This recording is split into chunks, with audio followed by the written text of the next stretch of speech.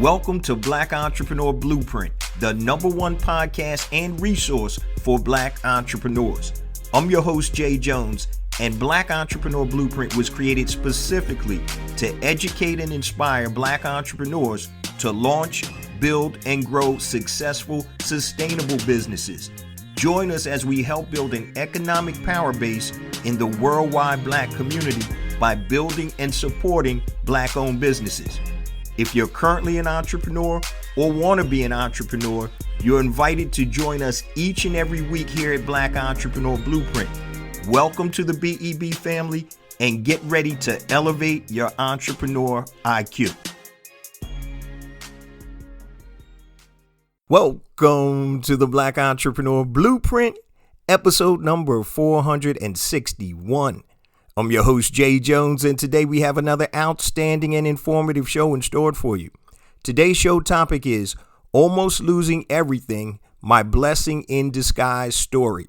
Almost Losing Everything, My Blessing in Disguise Story. So we know as entrepreneurs, we face many obstacles and challenges in our journey, and if we don't listen to and follow the signs, we may be headed for a crash landing. Now, but what if that crash landing was actually a blessing in disguise? So on today's podcast, I'm going to talk about almost losing it all and the 8 lessons that I learned from that experience and how I use those lessons to rebuild my ideal business and lifestyle. So I want you guys to tune in and listen to these lessons that I learned, and hopefully you won't have to lose almost everything like I did, actually twice, to be able to benefit from my experiences and these lessons. Now, before we get to today's content, let me just share a few things with the Black Entrepreneur Blueprint family. First and foremost, I want to welcome all first-time listeners to Black Entrepreneur Blueprint. Welcome to the BEB family. Please stick around until the end of today's broadcast, and I'm going to share all my social media contact information and resource links, such as the link to my latest book, Unlocking the Power of ChatGPT, the Ultimate Prompting Handbook for Beginners. You can go to unlockingchatgpt.com.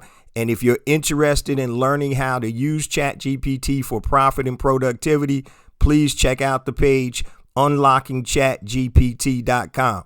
Now, with this technological revolution, guys, either you're going to ride the wave or you're going to get swallowed up by the wave. So make sure you check out unlockingchatgpt.com. Also, don't forget BEB Academy. It's our online learning portal where we have all types of resources to help elevate your entrepreneur IQ. We have all types of content inside the academy. Get 3 days free access. Go to bebacademy.com or just go to the website blackentrepreneurblueprint.com. It's on the front page of the website. So we have resources such as online courses, master classes, PDF downloads, and all types of content to help elevate your entrepreneur IQ. And it doesn't matter if you're a current entrepreneur or you're a prospective entrepreneur and you need to get clarity on things to help you move from point A to point B. Now let's jump into today's content. And the title of today's show is Almost Losing Everything, My Blessing in Disguise Story. So many times as entrepreneurs, we don't want to acknowledge that our business is failing, and it actually may be the time to pivot or to go into a totally new direction. But what's more common is we end up failing by trying to save a business that literally can't be saved. Now, this can take you to rock bottom and possibly make you lose it all. And literally, that's what happened to me. I almost lost it all, not once, but twice. Now, today I'm going to talk about the second time I almost lost it all and the 8 things that I learned from that. And hopefully you guys will learn from that too. I talked about earlier in the year 2023 about doing the most impactful content that I can create. And I know there are many of you out there right now that are probably trying to decide if you need to pivot or if you need to quit. And so I know that's a very hard decision, especially when you start your business, because your business is like your baby and you never want to throw your baby away. But sometimes, guys, that business can drag you down a hole where you may not be able to dig out of. So what we really don't realize, guys, is that certain doors are closed because a better opportunity awaits us. And you need to use that internal or that instinct that little voice inside your head to be able to determine what to do. Trust your instincts is something that I have learned to do for a long time. When I don't trust my instincts, many times I end up making the wrong decisions. All right, guys, it's story time. So here's my story about losing everything or almost losing everything for the second time, which actually in hindsight was a blessing in disguise. And I'm going to talk about the 8 things that I learned that may help you in your entrepreneurial journey.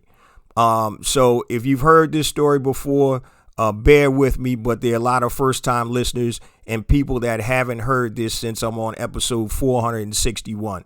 So I know some people jump to different episodes. Some people listen to them in chronological order.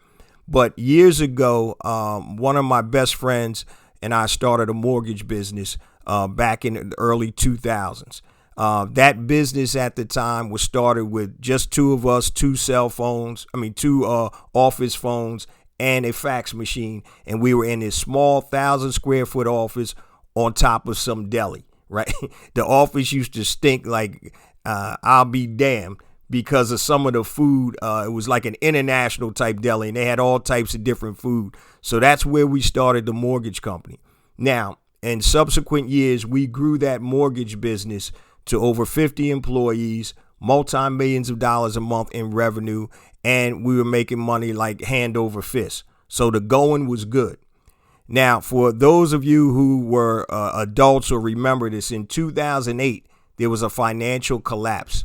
Not all, but many of the major investment houses went out. Smith Barney, Solomon Brothers, a lot of the major investment houses went out. Banks were going out of business, and it was all because of the loans that, a lot of these banks were selling. They were predatory loans, option arm loans, high cost loans. And what happens is in the financial sector, and just like many other sectors, it's monkey see, monkey do. So if one lender comes out with a loan product and they're selling the hell out of that loan product, then other lenders are going to kind of mimic that and create their own like-minded or like product. And what happened was, if you had a pulse back in 2000, the early 2000s, you could get a mortgage. It didn't matter. We had no documentation loans. So if your credit score was good enough, and when I say good enough, it didn't even have to be super great. You could have a 580 credit score, and in some lenders would give you a no documentation loan, no income, no assets. Okay, that's called a NINA, no income, no asset loans. Stated income, meaning we're not going to verify your income. Just put on the application, state what your annual income is. And so it was the wild, wild west back in the day. Now, luckily for us, we didn't sell a lot of those type of loans, even though they were very profitable, because we knew that they weren't good for the end user. So we had loans with a 3-year prepayment penalty. The interest rates would be going up like crazy on the option arms. So in the 2000, when we started, that wasn't bad. But come 2007, 2008, these loans were proliferating everywhere. So every lender and broker was selling these type of loans. So long story short, when the crash hit, the credit started tightening up. So I had customers with 780, 800 credit scores that couldn't get a loan. And I mean, the credit literally was constricted. And so as a mortgage broker, if you can't get loans closed, you can't make commissions, meaning you're not making any money. Now, we had a $10,000+ a month rent in Center City, Philadelphia. We had our weekly payroll was over $100,000. We had commissions to pay out to our loan officers and our telemarketing managers and telemarketing team. We had group managers, team managers that got overrides. And so just like with any other business, there's overhead. Literally, we were in the process of opening up another branch office in Maryland. And thank God we never pulled the trigger on that, because we would have owed for that lease too. So we started the mortgage business. We were making money like crazy. My business partner and I grew it to a multi-million-dollar business. And in 2008, everything fell off the cliff. Now, what you have to understand, I always talk about multiple streams of income. This is something that drove that concept into my brain, because the only income stream that I had at that time was my mortgage business. Now, we talked about expanding, and we were in the process of actually opening up a RE/MAX real estate franchise. That wouldn't have made any difference because that whole sector, the real estate sector, had fallen off the cliff. Real estate agents were losing their, weren't making money. Appraisers weren't making money. Nobody in the real estate industry was making money. And so what happened was it came to a point where my partners and I started putting our own personal savings into the business, hundreds of thousands of dollars a piece, to try to keep the business afloat. Now, you have to remember at that time, we didn't know that this was a true financial crash. We thought it might have been a blip in the radar. And after a couple of months, we'd be able to get back to, the way things were. But that never happened. And so literally, since that was my only stream of income, basically I started, since I wasn't making money, but I still had a mortgage, I still had car payments, I had, responsibilities and expenses. I was taking care of my mom. Everything kept going, but my revenues. So you guys know, if you're in a situation where what's the old saying? You got more month than money. Yeah, you in bad shape. If you can't budget when you don't make enough money, right? You can cut down and pare everything down you want, and you can pare it down to the bare bones. But if you're not making enough money to cover your nut, you're always in a deficit. And after about a year, pretty much I was in a deficit. I had blown through pretty much all of my savings, which I never thought I would do. And it got to the point where my wife was like, look, I know you got a family at work, because when you're a boss and you have people that are dependent on you and your business, to feed their family, that's a serious responsibility. So that's why we were trying everything to keep the doors open, because we knew and we loved our employees, and we wanted to make sure that they could eat. But it got to a point where my wife said, look, you got a family at work, but what you going to do about this family here at home? You had bill collectors calling, we're going to repo your car. There was a foreclosure notice. I came home on my door one day, and it got super bad. So my kids were young, so they really didn't affect them. But the stress that it put into the Jones household between my wife and I was unbearable. And remember, guys, this is the second time I almost lost it all. The first time was years before that. That's a whole nother story. And so now I'm sitting there looking, what am I going to do? I only have one stream of income, and I don't know how I'm going to get out of this mess that I'm in. So what we did was we told our employees that, look, in 2 months, we're shutting this thing down. So you don't even have to come to work if you don't want to. If you're trying to close some loans, that's fine. But we're not going to be able to pay you after 2 months. So you can take this time to look for a job.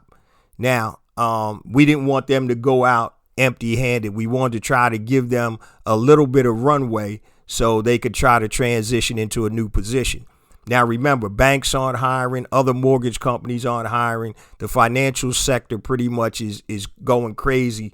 So they would probably have to go into a different sector to get employment. But it was bad all around. I'm telling you, it was crazy. And that instance in 2008 changed the whole mortgage and financial regulations. So a lot of these Dodd-Frank acts. You also had the National Mortgage Licensing Service, NMLS, came into play. So mortgage loan officers and brokers had to be licensed. So it was a drastic seismic shift in that industry, and we actually got caught up in that. The money was good while we were getting it, right? But when it came to a stop, it literally came to a halt instantaneously. And so that's one of the things that having multiple streams of income will definitely help. And I want you guys to think about this also with the pandemic. Now, you may have lost your job or your income got jacked up during the pandemic. If that didn't teach you anything, it teaches you that you need to have multiple streams of income. And what we're talking about today, guys, is almost losing everything, my blessings in disguise story. So this sounds pretty bleak right now, right? Yeah, trust me, I lived it. It was real bleak. And there's some of you right now that are listening to this that may be in a similar situation. You may not be as in dire straits as I was, but you may be in a similar situation where you can't afford where you live. You can't keep your bills on. You're struggling to pay your light bill. You're hiding your car around the corner so it doesn't get repoed. All of that type of stuff. Been there, done that. Looking at the ceiling all night while my wife and kids are sleeping, and I'm trying to figure out how I'm going to keep the lights on. Been there, done that. So anybody that's going through it, I empathize with you. But listen to these 8 tips or 8 lessons that I learned from this second time of almost losing it all. Okay. And I hope it's inspiring for you. And I hope you take this. And if you're in this situation, that you use it to propel you to a better situation. So let's talk about the 8 lessons that I learned. And you can use these lessons even if you're not in as dire straits as I was. But you definitely can use these lessons. Lesson number 1. I learned to accept that I had to close my business and walk away. I learned to accept that I had to close my business and walk away. And I mentioned earlier, guys, that your business many times feels like your baby, right? And you don't want to throw your baby out. What do they say? Throw your baby out with the bathwater. So when you create something from scratch, something that you dreamt of in your mind, and now it comes to fruition, and all of a sudden it's not going well, and you have to scrap it, that's a very hard thing to do. Lesson number 1, I learned to accept that I had to close my business and walk away. So you have to be a realist. You have to be realistic about where you stand and the probability of success. So you want to take into account, once again, the economic climate, also the climate in your industry and other factors. And so you either are going to have to pivot or quit. So when I looked at the factors surrounding my industry, the economic factors in the country, number 1, were against me. In my industry, the factors were against me because credit had tightened and nobody could close loans. So it looked like it was pretty much no hope. And it didn't matter how long we held on, we didn't see a light at the end of the tunnel. So the question between my partners and I were, do we pivot or do we quit? We tried to pivot. That didn't work, and then we quit. The pivot came when we closed the business, and then one of my business partners and I and another guy, we started a loan modification company. And a loan modification company is a company that tries to help people that are in foreclosure get their terms of their mortgage modified. And we charged a fee for that. Now, that's what a lot of mortgage companies were doing because they had this office space. They had loan officers that were on the phone, so they tried to switch gears real quick. The problem was the guy that we brought in, one of the other new guys we brought in that was supposed to be handling the back office, we were getting monies in, but he wasn't providing the services that, we said that we were going to provide. So after literally 2 months, when I found that out, I was like, yo, I'm out. I said, I can't be getting money from people and we're not providing the services. So I had my attorney draft up my resignation, took me off of all the corporate documentation. They had to refile, and I was a ghost. And I'm glad I did that because the Attorney General, State AG, actually came in and shut them down about a year later. So lesson number 1, I learned to accept that I had to close my business and walk away. So you have to be realistic and assess where your business is. Is there light at the end of the tunnel? And the real question is, do you pivot or do you quit and then go regroup? That's lesson number 1. Lesson number 2, I made a decision to do something about my situation. Now, I know this sounds super simple or simplistic, but I made a decision to do something about my situation. And when you make a decision, guys, that entails action. That means going to work. So you can think about things. Oh, yeah, I'm going to get in shape next week. And I'm going to do all types of exercise plans and a diet plan. That's thinking. There's no action behind that. Thinking doesn't cost you anything, okay? But you have to make a true decision. That comes with doing work. That action is required to make a true decision. So number 2, I made a decision to do something about my situation. And it's funny, my kids always tell me, they say, Dad, something's going on with us. We'll call you for a solution-based answer. But if it's Mom, we're going to call her if we want to cry and, get it out of our system. We'll call Mom. They're not going to call dad because dad's my first thing is, all right, here's the problem. What's the solution? What are the steps to a solution? And my girls are like, sometimes, Dad, we just want to cry about it now and then boss up later. But when we need solutions, we know who to come to. So the second lesson I learned was I made a decision to do something about my situation. I took action. And I'm going to tell you the action that I actually took. Number 3, I wrote down what my new lifestyle was going to look like. That was the first action. I wrote down what my new lifestyle was going to look like. What's important to me, what's not important to me, and what I wanted that lifestyle to look like. I wanted a lifestyle that had freedom, flexibility, and unlimited income potential. I wanted to be able to work anywhere that I wanted to, as they call it, be a digital nomad, right? So that's the type of lifestyle I wanted to have. I wanted to be debt-free, and I wanted to be able to enjoy life and be able to work on the projects and things that were fulfilling for me, that I had interest in. And so that's what number 3 was. I wrote down what my lifestyle was going to look like when I created this new version of myself. Okay.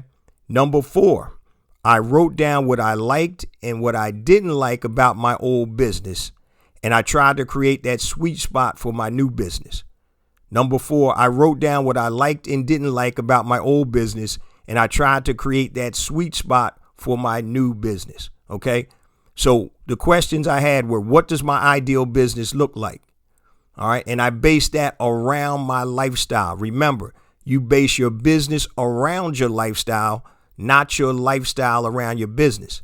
So how many people do you know that may have high powered jobs, attorneys, big time executives that work 80 hours a week? They make a ton of money, but they can't even enjoy their money because they don't have the lifestyle they desire. They don't have the time.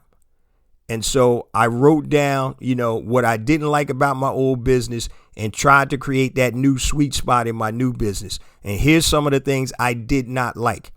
I did not like having to go into the office every day, right?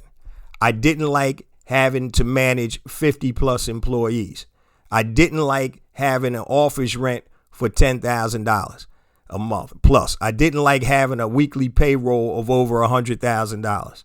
Okay. I didn't like the constraints of not having flexibility with my time because I'm in the office 7 a.m. to 7, 8, even 9 p.m. sometimes. Okay. So those were the things I did not like. So what my goal is now is to create a sweet spot with my new business. Okay. What does my ideal business look like? And here's some of the things it looked like. Some of the things I wanted were, as I mentioned earlier, I wanted freedom and flexibility. I didn't want to have employees. I wanted to be able to work anywhere at any time as long as I had my laptop and an internet connection. And I wanted to have unlimited income or revenue potential. And I also wanted to work on projects and things that I had interest in or were fulfilling to me. Okay. So number 4, I wrote down what I liked and didn't like in my old business, and I tried to create that sweet spot for my new business. Remember, you want to build your business around your lifestyle. So if you like to surf, right, and you want to catch those waves, that means you're going to need freedom and flexibility. So always remember that. If you're trying to be happy, guys, build your business around your lifestyle, not vice versa. Okay. So that was number 4. Lesson number 5 I learned, and we're talking about almost losing everything, my blessing in disguise story. Lesson number 5, I formulated a new game plan and focused on the process, not the results. I formulated a new game plan and I focused on the process, not the results. This is something I tell my kids all the time. Embrace the process and the results will come. Embrace the process and the results will come. All right. What are the daily, weekly, and monthly tasks that you must complete to bring your ideal business to fruition? What do you have to do every day? So we'll take it to an example in sports. Let's use Kobe Bryant for an example. So he wanted to be the greatest basketball player that ever played. But in order to do that, there's steps to that. There's a process. So daily, he may shoot 1,000 jump shots a day. 500 free throw shots, whatever it is, the process. And getting the process down, once you get that down, the results will take care of themselves. All right. So formulate a new game plan and focus on the process, not the results. Okay. Once again, what are your daily, weekly, and monthly tasks you must complete to bring your ideal business to fruition? A lot of times when we look at what we want to create in this new business, the task looks daunting because we're looking at the end version, when in actuality, what we need to focus on is the process, the steps to get there. And once you embrace the process, as I said, the results will come. Okay? Kobe became one of the greatest basketball players of all time because he embraced the process of becoming great. Not that he was thinking about it all the time, but what were the little steps, the consistency, the things that he had to do, his tasks that he had to do daily, weekly, monthly, or whatever, that would get that final result. Okay? So that's number 5. I formulated a new game plan and focused on the process, not the results. Lesson number 6 I learned. I became intentional about my business. I became intentional about my business. You see, many times we run a business and we're not intentional. But with me, all the moves I made for my business, there was a reason behind every move. So I wasn't just out there willy-nilly trying to figure things out. There was a reason behind it. Okay, I'm going to build this platform because I know that I'll be able to connect with my audience at any time by doing another podcast. And this is just an example. Oh man, podcasts, it takes a long time to get traction. I get it. I know that. But I became intentional about my business. Everything was done with a reason behind it. Not just some haphazard type thinking. It was done with a reason. And that you need to be intentional about your business. And when I say intentional, that also means how much time are you spending in your business? The more time you spend in your business, the better your business is going to be. So another Kobeism, as I'll call it, he talked about how he outworked people. So he talked about his schedule. And once again, this is the process. So he said, okay, in the summertime, he would get up, and I think I got the hours right, but you just bear with me because you'll get the concept. He would get up and work out from 6 to 8 in the morning, come home, get some breakfast, relax for a little bit, go back. I think it was 11 to 1. Okay. Come home after that, rest a little bit, get some lunch, go back 3 to 5, come home from that, relax a little bit, get a light dinner. Then he go back to the gym 7 to 9. Okay. So literally he put in 8 hours a day when most other players aren't doing anything in the off season. They may be doing light workouts.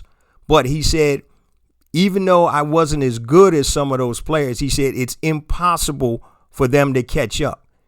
He said, now just think about that consistency, in the off season, every year. So literally after 5 years, 3 years of doing this, he said, it doesn't matter how much they work out in the off season. They'll never be able to catch up to me because it's the consistency. It's the process. Embracing the process to becoming great.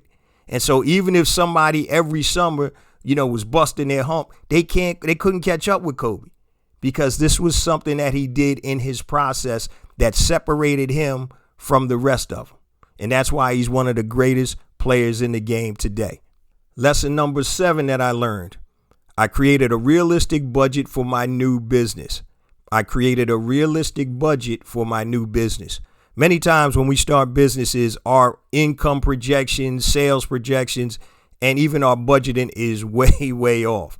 So having had several businesses prior, when this one collapsed, I said, when I come back out, I need to have a realistic budget and projections for my business. And I'm going to tell you how I made my comeback and all that good stuff at the end of this story. But number 7, I create a realistic budget for my new business. And I used a concept of thirds. So a lot of times when you start making money in your business, you use all the money up, you put it in Hip Pocket National instead of reinvesting it in your business. And so my philosophy or my budgeting was I'm going to take a third of my profits, put it in my pocket. I'm going to take another third to reinvest in the business. And the other third, I'm going to put into a savings account or reserve account. Okay, a third, a third, a third. And so if you know that you need $5,000 a month, and take home to be successful or pay your bills, that means that you got to generate $15,000 in revenues. If out of that 15,000, 5 goes into your pocket to handle your bills, another 5 to reinvest in the business, and the other 5 for savings or reserves, whatever you want to call it. Now, your numbers may be different, but that's something that I did, a third, a third, a third. You always want to reinvest in your business when you're making money because you got to feed the beast. If you don't feed the beast isn't going to feed you, right? A lot of times when you get in business, if you're making $10,000 a month, the first thing we want to do is put $9,500 in a hip pocket national and then reinvest $500 back into the business. And the next month you wonder why you're not making that money. So you have to be consistent. So create a realistic budget for your new business. And lesson number 8 that I learned was I executed. You have to execute. Okay. I have a checklist of stuff, right? So I checked off everything I needed to do to move my business along to get it to the point where the business was a sweet spot for me. I was making money and I was making money the way I wanted to make money. So I always break down stuff into tasks. I have critical tasks, primary tasks, and secondary tasks. So if you look at your business and you're saying, hey, I want to create this type of business, ABC marketing company or whatever, what do you need to start the business? Who's going to do those tasks to get these things done? You need a website, right? You're going to need a domain name. You might need somebody to do your marketing. You might need to create your products or services. Whatever it is, or whatever type of business it is, you need to write down everything that you need to do. And in that list, you determine if it's a critical task, a primary task, or a secondary task. A critical task is a task that must be done before you move to the next stage of building your business or whatever you're doing. A primary task is an important task, but you can move to other things without having that done. And a secondary task is exactly what it is. It's something that can be done at any time or a later time. So a critical task could be something like creating your business plan, right? So you need to have a business plan to give you a roadmap. So that could be your critical task. I can't go any further until I create this business plan. Another critical task would be getting a domain name. Now you can do other things, but that's something that's critical. Getting your domain name, your corporate entity, EIN number, your LLC or whatever type of entity you're starting. Those are critical tasks. Okay. So number 8, I executed. And when I execute, I always have a checklist for my businesses. And I checked off everything as I needed to move through once again to get to that point. And what we're talking about, guys, is almost losing everything, my blessing in disguise story. Now, before we get to the last quarter of the show, and I'm going to tell you exactly what came from me almost losing it all, I just want to share my social media contact information and resource links, and I'm going to keep it super simple. Everything that I talked about at the beginning of the show and what I'm going to talk about, you can go to my website, blackentrepreneurblueprint.com, blackentrepreneurblueprint.com. If you're lazy, just type in bebconnect.com. It's going to take you to the same website, bebconnect.com. So I mentioned at the top of the show, my new book is out, Unlocking the Power of ChatGPT, the ultimate prompting handbook for beginners. You can go to unlockingchatgpt.com. Also, BEB Academy, I mentioned that. Go to the main page of the website, blackentrepreneurblueprint.com. You'll see BEB Academy. You'll also see Brand Builder Elite Academy. So if you want to build an e-commerce business selling physical products brands or digital products brands, it's on the front page of the website. Click bebacademy.com. Also, pound for pound, one of my best programs out there, Pinpoint and Monetize Your Genius. Your genius is the intersection of your passion and your talent. The problem is most people don't know how to monetize that. Okay, the highest and greatest form of entrepreneurship is being able to monetize your genius. That is on the front page of BlackEntrepreneurBlueprint.com. That's where you need to go. Now, if you want to reach out to me, anything long, hit me on my email address at jjones@BlackEntrepreneurBlueprint.com, JAYJONES @BlackEntrepreneurBlueprint.com, Facebook, Black Entrepreneur Blueprint. Instagram, I have 2 IG accounts. The first one is J Jones for Real, JAYJONES, the number 4, REAL. Second one is Black Entrepreneur Blueprint. Twitter, you can connect with me there. JJones001, JAYJONES001. LinkedIn, connect with me there. Just type in J Jones Black Entrepreneur Blueprint, and also YouTube. Don't forget to subscribe to the YouTube channel, family. We have additional content on YouTube that is not on the show. So go to YouTube, type in Black Entrepreneur Blueprint, and hit that like and subscribe button. For all you first-time listeners, a new episode of Black Entrepreneur Blueprint drops every Monday morning, 5 a.m. Eastern Standard Time, on all your major podcast platforms and YouTube. The easiest way, guys, is to go to my website to connect with me, BlackEntrepreneurBlueprint.com. Hit the About button, and under my bio, there are all of the links to my social media contact information. You can just click the link and, connect with me on any of the social media platforms. All right, let's get back to the last section of the show. So as in today's title, Almost Losing Everything, My Blessing in Disguise Story, the question is, well, Jay, what's the blessing? And the blessing is this. Sometimes you need to be stripped down and redirected to actually live in your genius. And your genius is the intersection of your passion and your talent. And the highest and greatest form of entrepreneurship is being able to monetize that genius. So when I told you guys what I wanted, what was my ideal lifestyle, what's my ideal business, or the characteristics of that ideal business, being broken down to the point where, guess what? I can't go any further with the mortgage business. Then I had to open new doors. And the door that opened for me, or that presented itself, was the e-commerce business.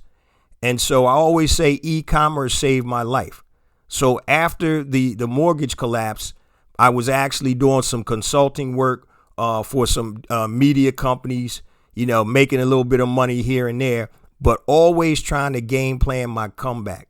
And once again, I gave you the 8 lessons that I learned, and I implemented those 8 lessons, and I came back with something that I thought would make sense for me. And so I came back with e-commerce.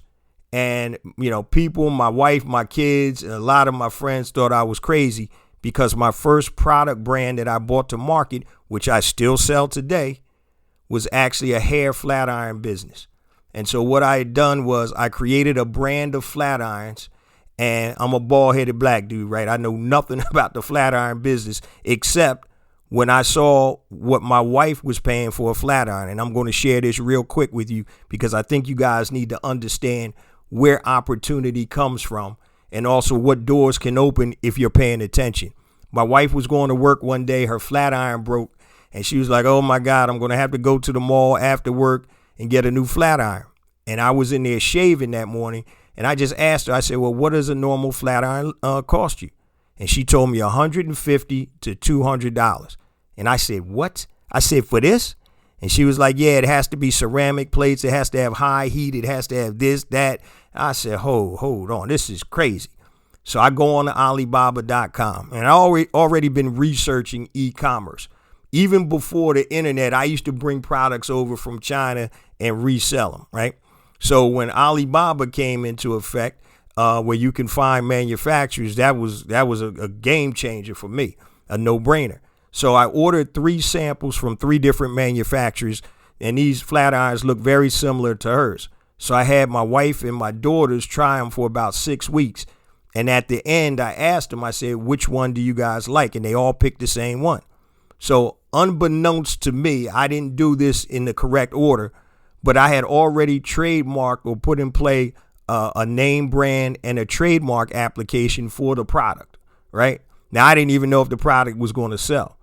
So what happened was I got the flat irons in. My first order was, I believe, 100 units. So I had my brand name on the physical flat iron. I had electronic closure, magnetic boxes, very high-end boxes. And the beauty of this was, guys, landed from China, the manufacturing facility I contracted, to my door, the cost was $5.15 per unit. Now, I was selling these for $129. So the profit margins are ridiculous.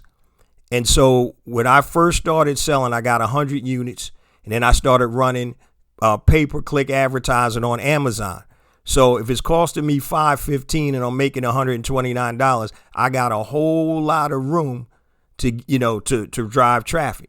Even if it costs me $25 to get one sale, I'm still making crazy money. So the beauty of it was, from the June of that year all the way until the end of that year, I made $272,000 gross at about a 70% profit margin, which was like $140,000 and change in Hip Pocket National. And what that did was that basically saved my life. Okay. It saved my life because now I was able to focus on things, and I had what we call passive. Nothing is really passive totally, but semi-passive income. I ship my product into Amazon. I run my pay-per-click advertising. People buy it. I get paid every Friday, right? I think it was every other Friday or something like that. And at that time, and it was crazy. I was making money hand over fist. What that allowed me to do was add additional products to that brand, create additional brands, and it gave me the freedom and flexibility and unlimited earning potential that I wanted. Remember, I told you guys, what did my ideal business or lifestyle look like? So at the time, my daughters were in middle school, and I think my oldest one might have been a freshman in high school. And so as they continued through their high school careers, they're 3 years apart. So they were in high school together for 1 year. They both played field hockey. They swam. My oldest was on the track team, student council president. The youngest was vice president, very good academically and athletically. And they were in a whole bunch of groups, organizations, and clubs. And the beauty of having the business based around my lifestyle was that I was able to be at all of their field hockey games, home games, away games, AAU games where we used to travel, summer scrimmages, and everything. And their parents, the kids used to laugh and say, "Hey, Dad, such and such mom wants to know, does your dad work?" And the beauty of it is, yeah, I work, but I have passive income coming in. So it allowed me the freedom and flexibility to do what I wanted to do. And that's what I'm trying to get through to you guys. So the answer to my question is, what was the blessing in disguise? The blessing was that God shut doors because he knew there were other doors that were better for me. And sometimes we're fighting against what we know is best, because when you create a business, as I said, it's like a baby and you don't want to throw it out. But sometimes you either have to pivot or quit. I tried to pivot with the loan modification business. Guess what? It didn't work. So I had to quit. So now I was in a situation where I couldn't go back into the mortgage business at that time because there was nothing to go back into, right? So we have to understand and listen to that inner voice, guys. Listen to that intuition. It may be time for you to pivot, or it may be time for you to quit. But almost losing everything allowed me to live in my genius. And right now, I'm doing things that I want to do. I'm focusing on projects that are important to me, that fulfill me, and I'm able to live the lifestyle where I literally can work from anywhere. And so if the mortgage business didn't crash, I probably would have still been hustling, wearing suits to the office every day. You know, I may wear a suit like once or twice a week, now if I have a meeting. But beside that, I'm in jeans, sneakers, shorts, whatever it is, whatever the weather is. And I'm very comfortable. And so I don't need to project a specific image because I'm not trying to impress anybody. Been there, done that. Oh, I worked at Merrill Lynch. I worked at Dean Witter. People were so impressed with that. You know, I had my own mortgage business. I was running the show. People were so impressed with that. I don't care what they care about. All I want to do is live in my genius and be able to serve the people I want to serve and be able to provide good quality products and services to help people move from point A to point B.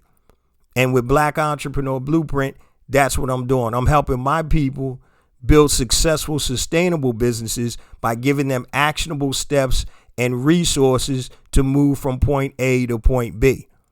And this is my service. And so when you're working in your genius, which is the intersection between your passion and your talent, there's no other feeling like it, guys. So me almost losing everything made me find a way to make a comeback. So God shut certain doors on purpose because he knew I needed to go into another direction.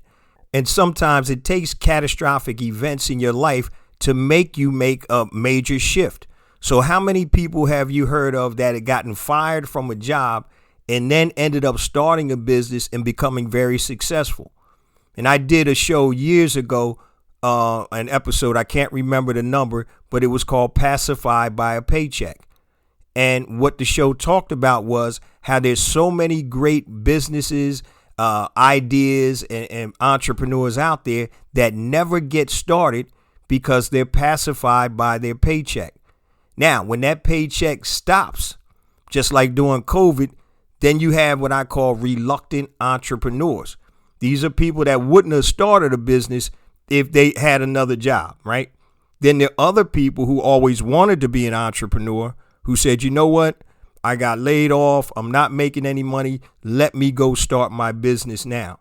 So sometimes, guys, we have to listen to that tiny voice inside of our head, listen to our intuition, and know when it's time to stop. You've got to know when to pivot or quit. And if you quit, don't feel like a failure. That just means that this business didn't work out. What you do, you use the 8 lessons that I learned, you formulate a new game plan, and you get back out there. You know, like I said, that to me, I thought was a catastrophic occurrence when the mortgage business crashed. And that's what it felt like as I was going through it. But in hindsight, it was a blessing. It allowed me to rebuild. It's almost like tearing the whole house down and rebuilding from the ground up, designing that house specifically for you. Sometimes that has to happen so you'll go into the right door. Doors are being shut on purpose, guys.